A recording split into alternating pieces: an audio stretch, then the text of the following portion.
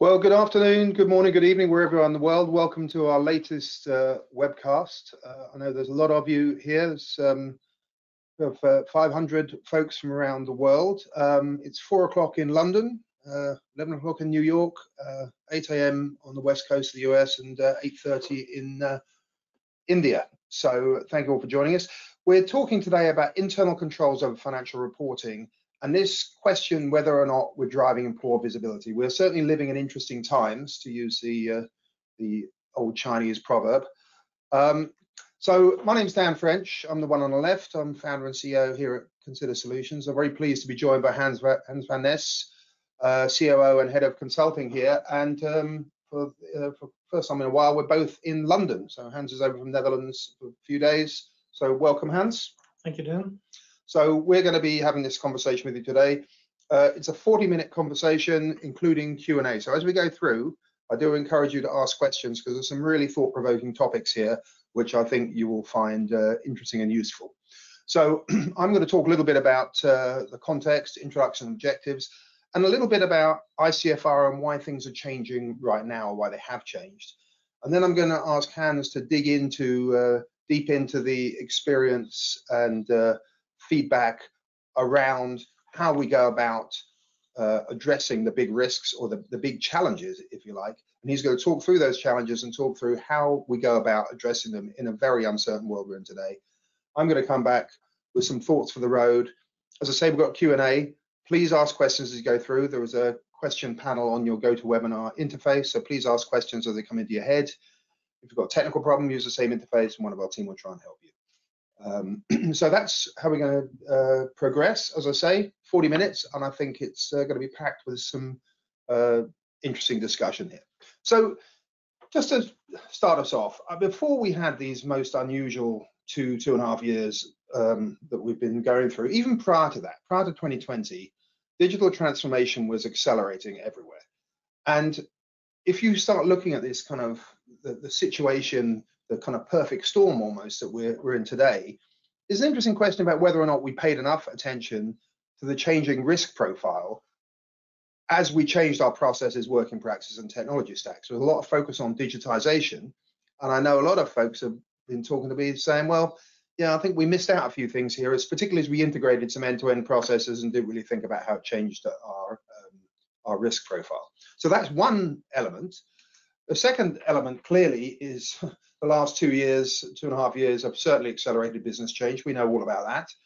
We turned on a dime in March 2020. We had to get fast response and action. We had to implement remote separated work, contactless interfaces, integrated processes, accelerate digitization, focus on data so we know what's going on, and understanding the changing behaviors of everyone, both in our own organization and in our partners and our customers and suppliers.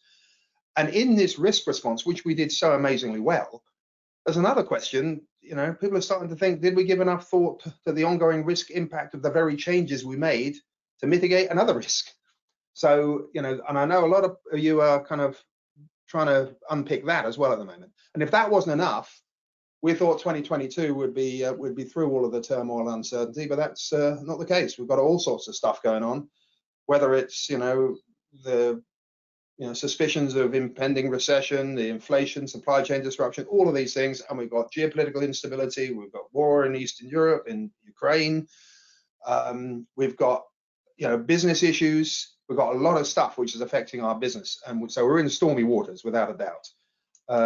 So, those are three big, triumvirate of issues which have a massive impact on our internal controls over financial reporting. Now, there is a standard model for addressing risk and internal controls over financial reporting, and the Institute of Internal Audit had this 3 lines of defense. It's been updated in recent years to be the 3 lines of assurance. So this is the classic recommended model for organizations around the world about how do we go about managing risk. And so the first line is operational management, frontline management, implementing or operating internal controls and validating that the organization is operating as expected. That's policy execution. The second line of assurance, where we spend most of our time, I would suggest, in this audience, is the financial controller, the security, the chief information security officer, risk management, financial controls, internal controls teams, These are the people really creating policies, deciding on controls and monitoring control effectiveness in the first line. And of course, we've got the third line of assurance, which is internal audit, which is the independent assurance. And then we've got the oversight from external audit and sometimes from regulator also. So, that is the model which is well established, and it looks great. And I think moving from 3 lines of defence to a more assertive 3 lines of assurance is a positive thing. But it's not enough in itself, because the danger zone for us all is when our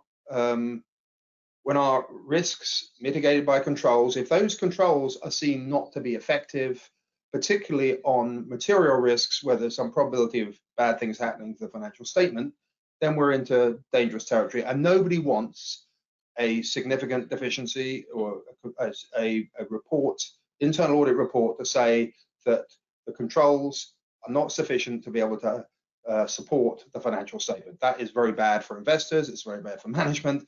It's bad for everyone. So that's what we don't want to be anywhere near that. And as you will know, there's been the past 2 or 3 years, there's been a significant increase in those deficiencies reported for public and private companies. Now, of course, the classic case is when we do get particularly external audit reports on deficiencies, the classic case is we engage, we galvanize action in the organization. There's a massive focus of resource, money, and executive attention. And we move, to use this metaphor, from this very unruly, weedy garden on the left, and we get ourselves sorted out. We're in this position in the middle. We've cleaned up our controls. We've proven their work. Everything's, we're more risk aligned. But very often we see ourselves slipping back because of lack of sustained attention, back to the same situation we were in before. And I know that's where a number of you are today. Certainly, maybe in 2019, things were pretty good. You'd responded to previous issues. And then the past 3 years have caused some, we've been very focused on a lot of other things, to be fair. So that's something to think about.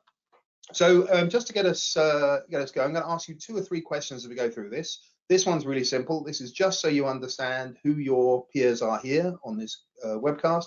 So it's just a simple thing. It's anonymous, but obviously it's not particularly sensitive anyway. Just how do you describe your role? Are you 1, core finance? Number 2, specifically internal control, financial control? 3, audit? 4, IT or IS? Or 5, some other? Just select one of those. It should be fairly straightforward. I think you'll know which of those you fit into. Fairly simple. So just give us 1, 2, 3, 4, or 5, and then you'll be able to see what whether you're with your peers or with a completely different group. Let's have a look at the results. So let's have a look at the old scoreboard. So finance. So the biggest percentage of you, finance, supported by, closely followed by internal control and audit. Okay, so you know who you're with. So thank you for that. That's good. Thank you for that. We've got 1 more question for you, and you may not know the answer to that, so that's why we've got an option 5. But how many audit findings or audit comments do you think you've had in the past 3 years in your organization? 1, none at all yet. I put 2, you've had 1 comment. 3, between 2 and 5. 4, we've had 5 or more, and 5, I don't know. And it's perfectly okay to say I don't know. This is anonymous, but also it's quite reasonable you might not know in some roles. So just answer with 1, 2, 3, 4, or 5. Just interested to see what we have here. So it's none. We've had 1 finding. We've had 2 to 5, 5 plus. I don't know. Let's have a look and see what the audience says. Let's have a look at the results. So that is 2 to 5 is the most common. Quite a few have had. Oh no, 4 plus is the most common, and a few I don't know. So yeah. So most of you have had some reasonable set of comments. So that's why you're here. So that's good. So that's that. So, but of course, when it comes to many things in business, and internal controls over financial reporting no different, there's a lot of these things seem obvious. Well, aren't we just meant to have some controls which are implemented, operate, monitor, and just deal with exceptions as they arrive and take management action? Well, it's all great and it seems obvious, but those of you who are a follower of our conversations, both by email or by webcast, I've got a sort of a morbid fascination with this Dunning-Kruger effect, a cognitive bias which says that intelligent people, like all of us, when faced with a particular problem space we don't have deep experience in ourselves, but we're bright, we tend to have a very high degree of confidence in our opinions, judgments, plans, and decisions on the left-hand side there. If you have the fortune or misfortune to have to execute any of those plans, decisions, or ideas, as you get through it, you realize life's a lot more complicated than you thought. It's very nuanced. The devil is in the detail, and you're in that trough in the middle there. And if you happen to become an expert, a subject matter expert, you do develop a confidence, but your confidence is never as high as an expert as it was as a naive optimist. And I find that fascinating in every area of business and probably in personal life too. But this is very true with ICFR. So you might be having a wry smile that some of your executives don't quite understand that this is more complicated than you think. So that's something to have a think about. So question for you, before we get into the meat of Hans's observations, his experience, what's your biggest ICFR concern today? So in terms of internal controls on financial reporting, is it 1, addressing audit deficiencies? Is it 2, the coverage of risk in the organization? Is it 3, the emergence of end-to-end business processes? 4, is it your application landscape? Or 5, is it rationalizing and automating controls that exist? So you've got 5 of those. You can choose more than one. So I prefer you don't choose all 5 because that seems a little lazy. But you might have 2 or 3 of those are your big concerns. So those are the 5 big themes. So what's your biggest ICFR concern, or the biggest ICFR concern for your organization? What's the biggest concern of those 5?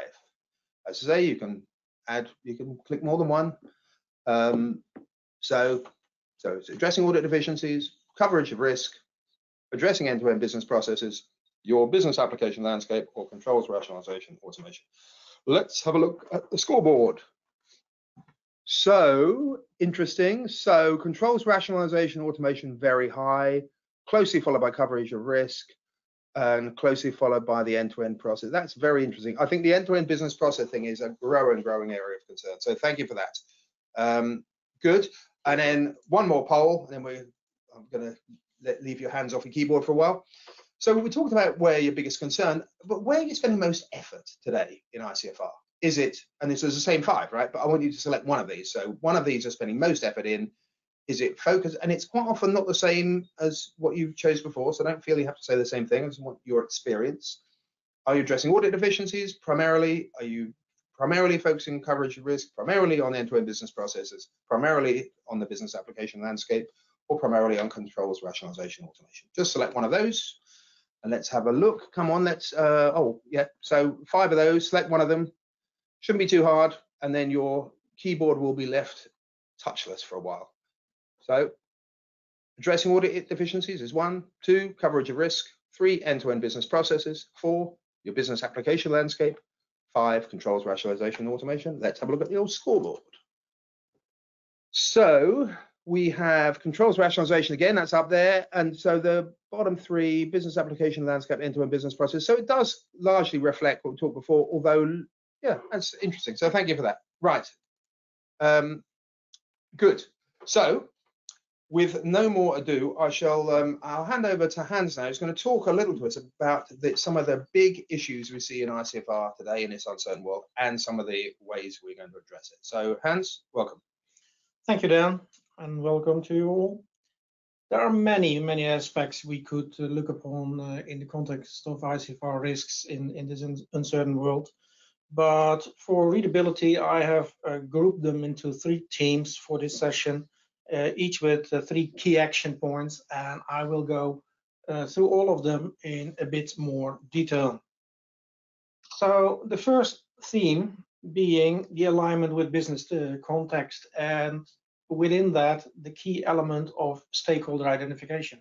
You see here symbolized a process, customer to cash, and you see there are many stakeholders, and that is a relatively common process in the organization. If you look at other processes like source to pay and record to report, you see all different stakeholder groups and that might be involved. And it's not only that you need to know who are involved, but also in which context, a bit symbolized in their position in the drawing, and if that is an involvement historically, today, and potentially also for tomorrow. Keep in mind that risk to perform itself is also a process with a different set of stakeholders. Once you have identified your stakeholders, you have to make sure that they engage with you in changing the ICFR context and implementation. And you can't control those stakeholders to a large extent. So you have to influence them, make clear to them that there is added value for them if they go along with you in this change journey. And you have to make also an agreement with them that they see that the as-is operation is maybe not that ideal, and that there should be a to-be situation that you should strive for. Managing and communicating expectations is key in there, and keep in mind it is a continuous business change driven from various angles, varying from the consumer side to new finance regulation. So you should also include a continuous line of communication with your stakeholders to make sure that you keep them inside. Another element in the alignment with the business context are the massive changes we've seen over the last few years in technology and applications. We moved from the left-hand situation where we had our big core ERP with some loosely coupled or interfaced other applications to a integrated situation where we have a hub and spoke model, as we call it, with a centralized backend ERP core with all kinds of satellite systems around it, changing, of course, the scope of your controls dramatically. Because if you have to think about, for instance, procure to pay, it might start in a sourcing and procurement solution. It might have some effect in the supply chain elements, and of course in the backend financial ERP side. If you have kept in mind that your infrastructure and your systems are changing, you also have to make clear, as an extension of that, what is the scope of the business process that you look for your ICFR. For instance, in this example, source to pay, you could decide that the demand and the sourcing elements are not bearing that much risk for you that you want to keep inside, but everything from contracting until settlement, you are. And that means that within setting this scope, also the stakeholders are changing. When you have identified the business process that you want to put into your ICFR scope, you of course have to detail what is happening there. And this is an example of how you could map the why, what, who, how, and when around that business process. It is not only about just formally describing what is happening there, but also listing what policies are there, which risks and errors are already observed, and also to put in some feeling on top of the facts, because maybe some of your stakeholders think that the process that you have declared as perfect is not as such consumed by them, and they want to see changes in that. Having done that, also keep in mind that there are multiple journeys to be covered. Again, an example from procure to pay, we have here listed 7 different journeys for different spend categories that might show slightly different variance in how you process them, or big variance even. And this is only if you have a common journey for that type within your organization, but there could be local, regional differences too. Well, how to manage this from a risk perspective? First of all, you should never look at risk in isolation. We are strong believers, based on the evidence that we've seen in the field, that there is this DISC idea from fact to act. You have your risk, you have your policies that try to make sure that people are aware of the risk and do the right things with it.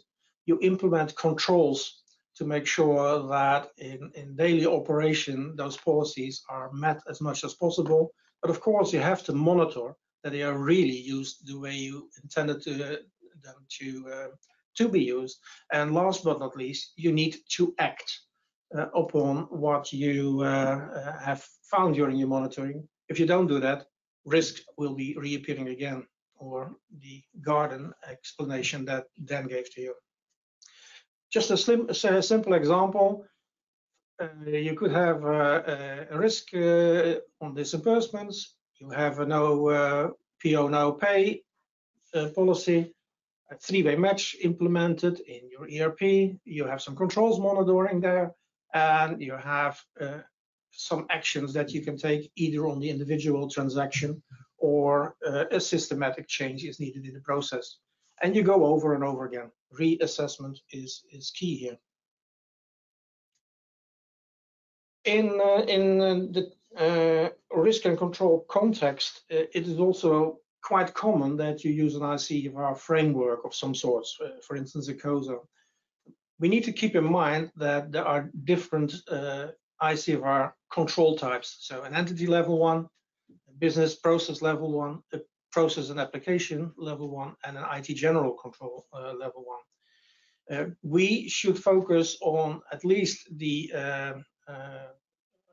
majority of those that are relevant in what we define as our orange box in the risk management. So policies, process and application controls, and IT general controls.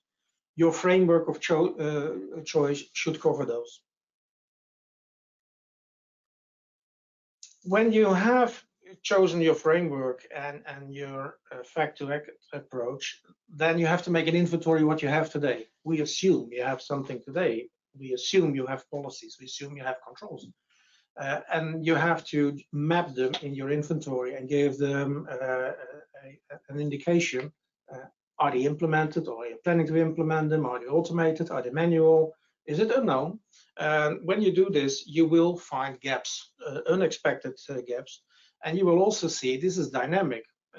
There's an example here of some applications listed above the columns, and those things are changing. And even an upgrade of an existing application might change this inventory and will force you to do adjustments in your ICFR controls. The third theme is risk and control governance, management, and execution. And first and foremost, we need to talk about the pillars of assurance here.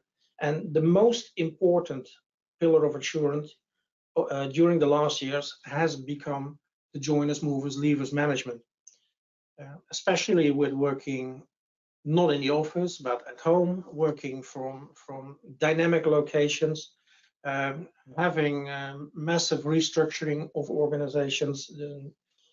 It is becoming a bigger and bigger problem. And I think it is at this time worldwide probably the most relevant category for external auditors to base their deficiencies upon. By the way, this is not solved by identity management solutions. They are coarse grain, and to look about access management of your employees and your temp staff and your partners, you have to go in very deep grain, and it requires more than identity management can resolve with you. And don't forget, joiners, movers, leavers problems is the biggest single source of fraudulent behavior. Of course, historically grown segregation of duty and sensitive access are important elements that go hand in hand to, where possible, prevent that wrongdoing can happen.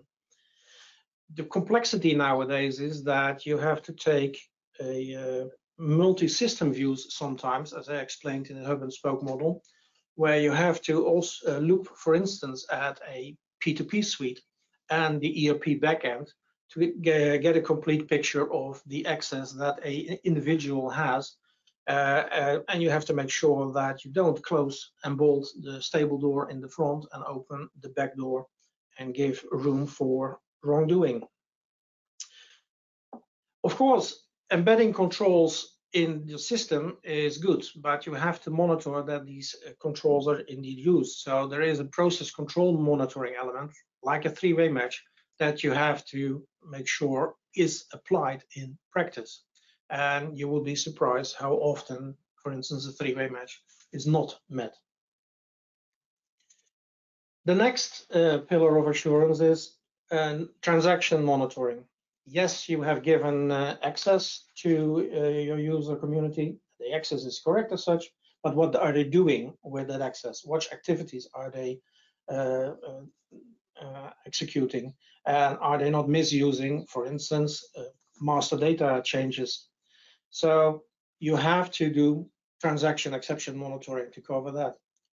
And last but not least, there are elements which you can't automate, which need a human judgment to make sure that you get a qualified answer on if a control is lived up to by your community. And for that, you need control attestation, but in a format which makes sure that the people in the business that have to attest that everything is okay or not are given the right information, the right doses at the right time, so that they are really willing to embrace that control.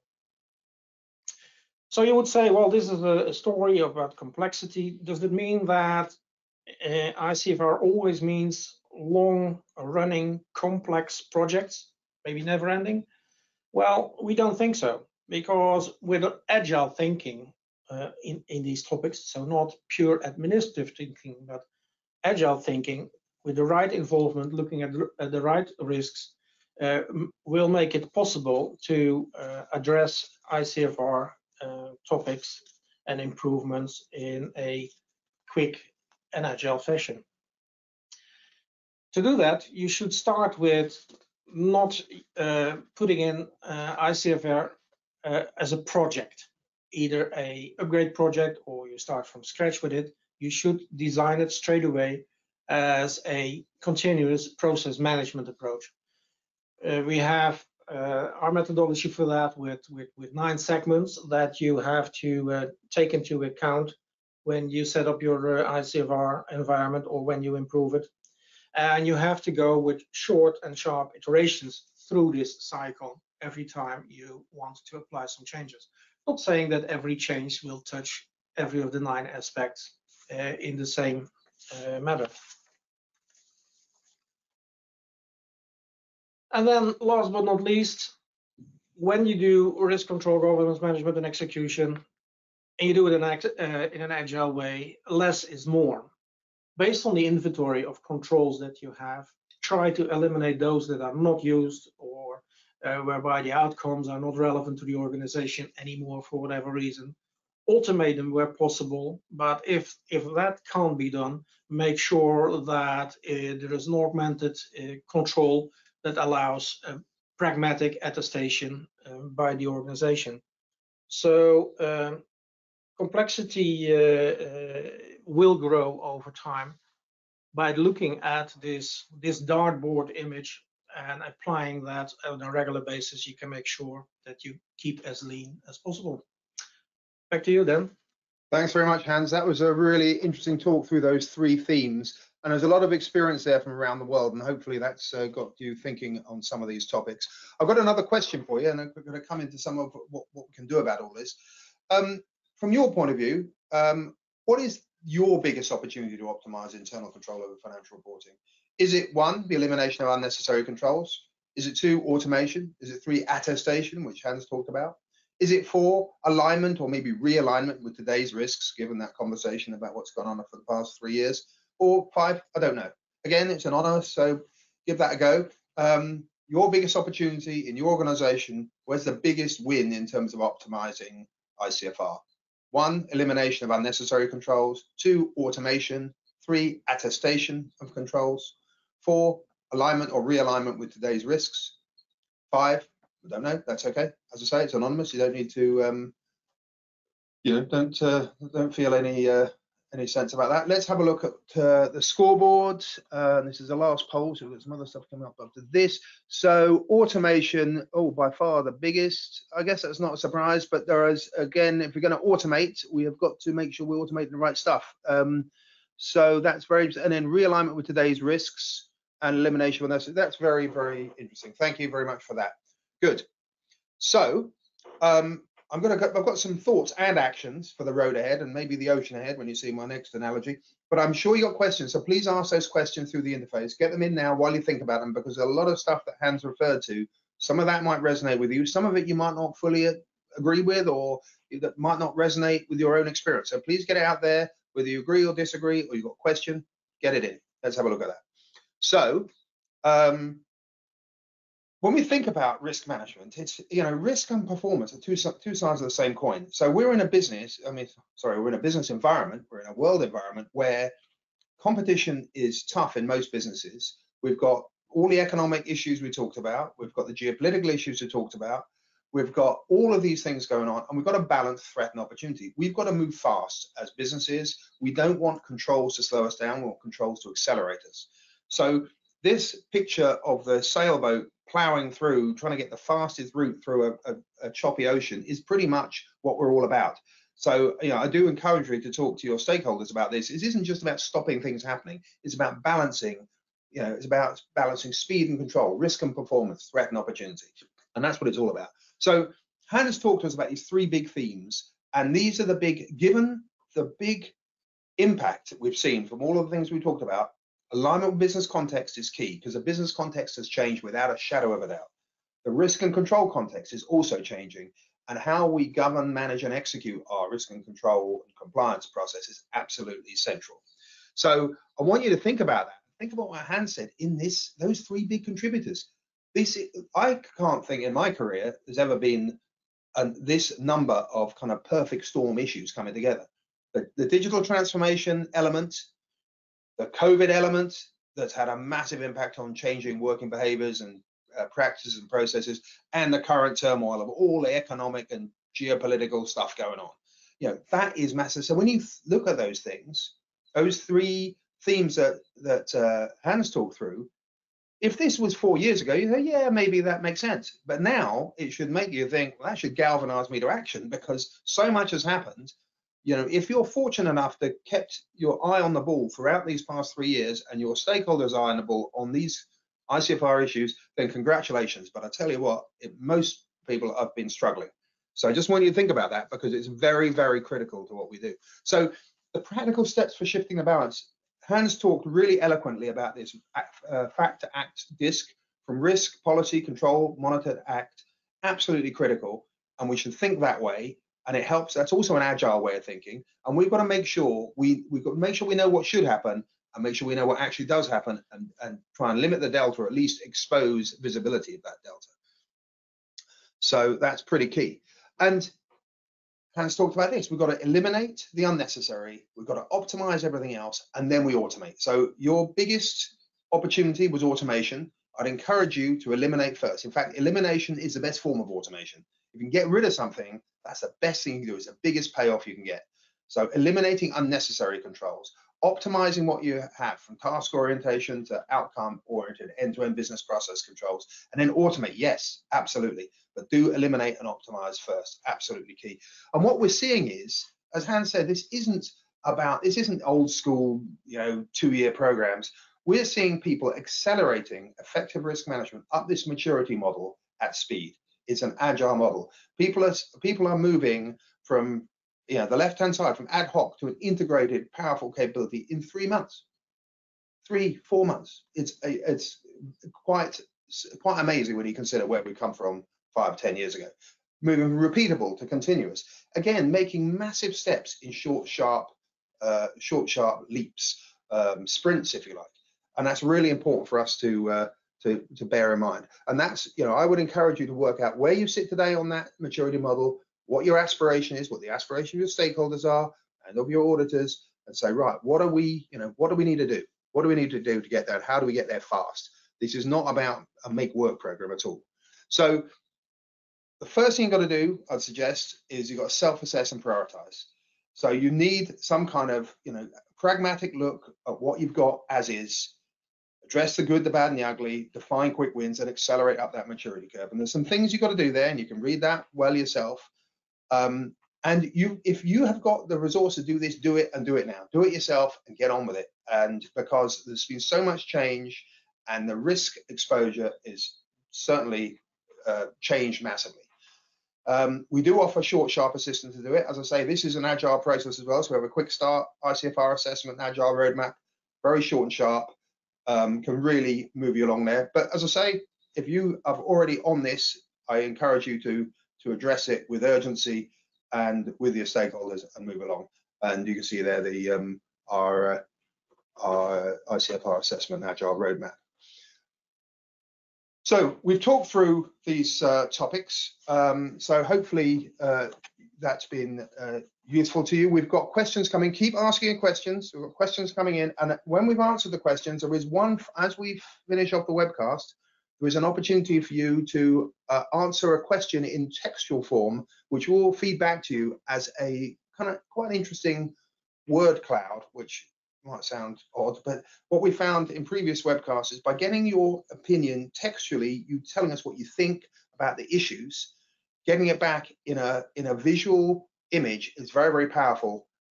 So let's have a look. Keep those questions coming. So we've got some questions here. Right. Let's pick a couple here. So right, there's a question here. We are not obliged to conform to Sarbanes-Oxley requirements. So which elements of this are relevant to us? Well, this hasn't been about Sarbanes-Oxley. It's about internal controls over financial reporting, of which SOX is an implementation. But these are generally accepted principles of governance of any company, public, private, or whatever. So everything we've said is perfectly appropriate for any business, whether you're owned by a parent, whether you're a private company, whether you are owned by an investment, private equity house, whether you're on the stock market anywhere in the world. That's what the people who own, whether it's your shareholders or your owners, people who own the organization want to know the assets of the company are being managed effectively and their interests are being considered. So that's that one. Interesting question here. How long does your ICFR assessment and roadmap take to deliver? Hans, do you want to pick that? Yeah, obviously it's a bit dependent on the extent on corporate, geographic, and business unit structure and number of stakeholders. But we aim to deliver this assessment in a duration of 2 to 4 weeks, for the simple reason you want to ensure that it is a sharp exercise and the stakeholders are willing to free up their scarce time and make a contribution in a period. If it takes longer, the interest will be gone. And I must say the added value on the stuff that you can find beyond the 4 weeks is not that instrumental for your potential first sprint. So 2 to 4 weeks. Thanks, Hans. I just spilt my cup of coffee all over myself. I don't know if that was a shock that it was only 2 to 4 weeks or just I've got a late afternoon shaky hand. But I have an alibi. Good. I was drinking water. Okay. Another question here. Does your assessment and roadmap recommend a GRC tool for situations? I think that is. Yeah. Does yeah. You want to take it? Yeah. Well, the aim of this webcast was to give you a basis for your accelerated roadmap to more effective control over financial reporting. So talking about process, people, organization, working practices, data, and of course a bit about technology. But if you need some GRC tool recommendations, we can advise on that, on which domain you're looking for. But we want to do that in the context of your roadmap, because otherwise we would give you something that doesn't fit with your ambition and your timely plans. So we can do that, but we think technology is just one part of the equation. Great, thank you, Hans. I think we've time for one more question, then we're going to need to do that word cloud thing because I want to keep it to 40 minutes. So question here, we're currently in the ad hoc maturity level phase. I guess that's from the chart we showed. And you indicated that a 3 to 4 month sprint could bring us to integrated. Is that really feasible? I think certainly our experience and what we've seen, again, with the Agile approach, a committed team, committed sponsorship, using that process manager approach, it's absolutely deliverable without a shadow of a doubt. I mean, it's all about focus. It's about a Pareto principle, getting 80% or more of the outcome with 20% or less of the effort, cost, and cycle time. So absolutely.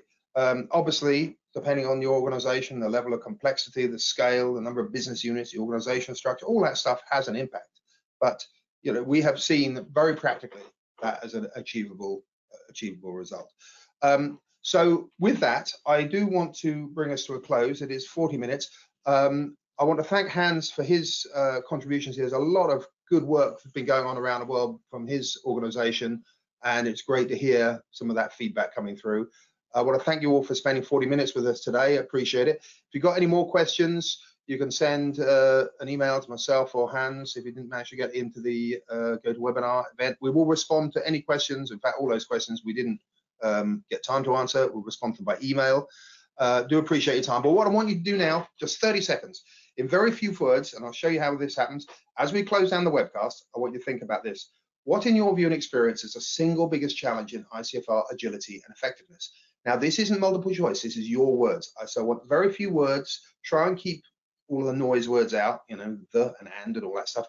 Just trying to keep the key words in here, the key themes. The very few words. What's the single biggest challenge to ICFR agility and effectiveness? What's going to happen is, as we close down the webcast, you're going to see this pop up, and you're going to see this pop up, and then you're going to close this, and then you're going to end up with this little panel that says exactly the question we've got above, and just enter some words, your view. And what our commitment to you is, we'll take all of that and we'll play it back to you based on the density of these topics across the audience. And I have to tell you, in previous experience, it's very, very enlightening. So as we close this down, please do that. Just a few words. I mean, it could be less webinars, please. I don't know, but seriously, single biggest challenge to drive ICFR agility and effectiveness. Please do that as we close down. Thank you very much for your time. As you go through that and you see this little GoToWebinar thing, close it. Just please answer that question. We'd appreciate it. Thanks very much. See you next time. Bye-bye.